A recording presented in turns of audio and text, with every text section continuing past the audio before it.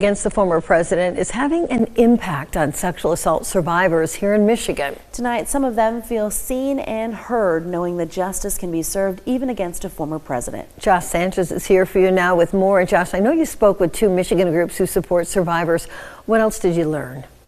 That's right, Sherry Siobhan. The advocates for sexual assault survivors that I spoke with today say 1 in 5 women and 1 in 6 men have experienced sexual assault or violence. One group told me today's court decision feels like a win for some survivors, but not as much for others.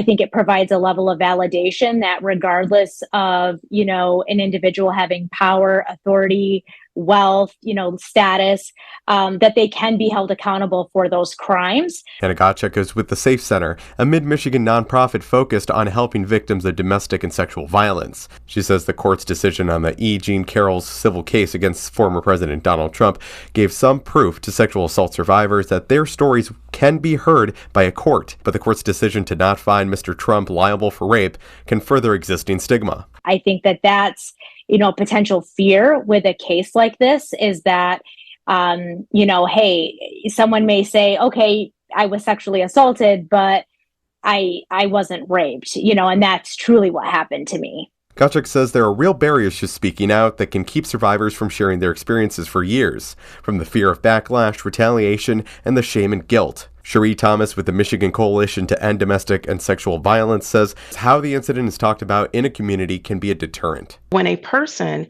is hearing all of these things and then they're watching and witnessing people not receiving justice, there really isn't a real incentive to come forward, to tell, unless they're believed. Thomas says believing is critical to support someone who survived sexual assault or rape. Their role is to connect them to other resources. That's it.